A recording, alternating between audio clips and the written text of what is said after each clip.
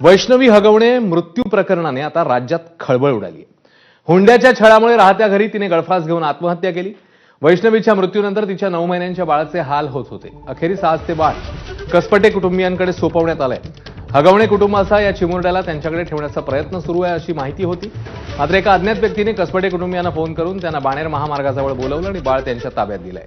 मुलीच्या जाण्याने दुःखाच्या डोहात बुडालेल्या कसपटे कुटुंबाचे डोळे बाळ सुखरूप ताब्यात आल्यावर आनंदाश्रूंनी डबडबलेले पाहायला मिळाले।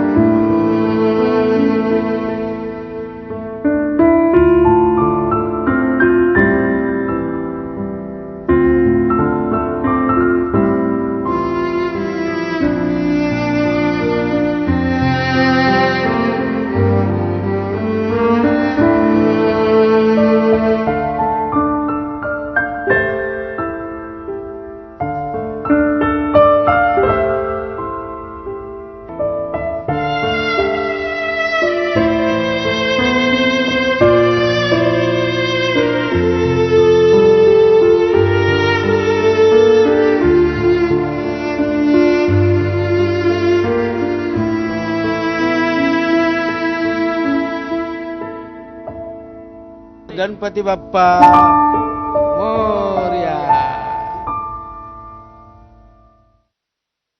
बाळाला स्पर्श केला म्हणजे मी त्याची बाळाची एवढी आतुरतेने वाट बघत होतो की बाळ मी पाहिल्यानंतर क्षणभर माझी मुलगी मी विसरून गेलो।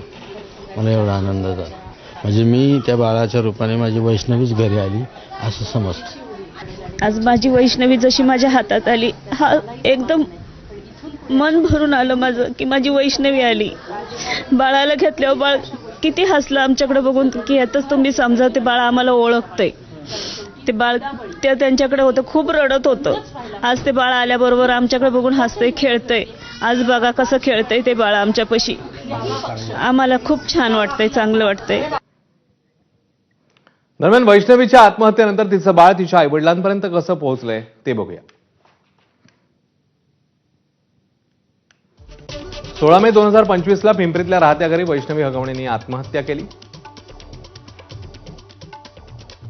वैष्णवीच्या मृत्यूनंतर बाळ राजेंद्र हगवणेंचा मोठा भाऊ जयप्रकाश हगवणेंकडे होतं। 20 मे रोजी जयप्रकाश हगवणेंचा वैष्णवीच्या मामांना फोन झाला। बाळ रडत असल्यानं घेऊन जा असं फोनवरून सांगण्यात आलं। कसपटे कुटुंबातील सदस्य मुलाला घेण्यासाठी कर्वेनगरमधील पत्त्यावर गेले। कर्वेनगरमधलं ते घर वैष्णवीच्या नणंदेचा मित्र निलेश चव्हाणचं आहे। गुन्हेगारी पार्श्वभूमी असलेल्या निलेश चव्हाणने बाळ देण्यास नकार दिला। निलेश चव्हाणने पिस्तुलाचा धाक दाखवत कसपटे कुटुंबाला हुसकावून लावलं।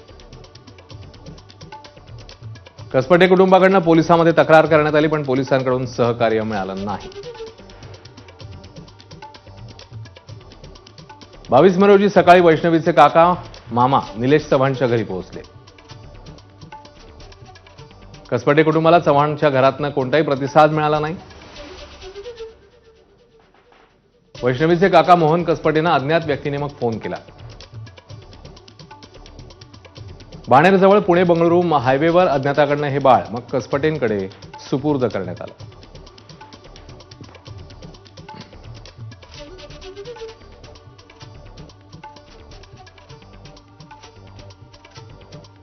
गुरुवारी दुपारी 12 वाजता मोहन कसपटे बाळाला घेऊन घरी आले।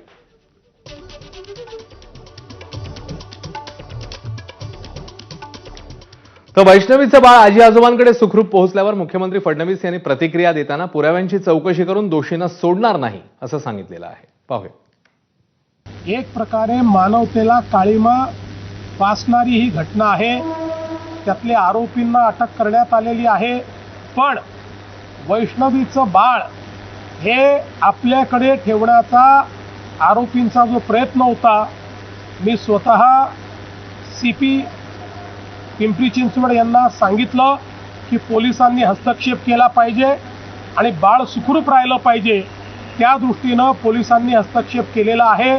आणि हे बाळ वैष्णवीची आई किंवा त्यांच्या घराला ते मिळालेलं आहे. आता ते बाळ वैष्णवीच्या वडिलांकडे म्हणजे आजोबांकडे पोचलेलं आहे. निश्चितपणे त्या पद्धतीनंच याची चौकशी केली जाईल.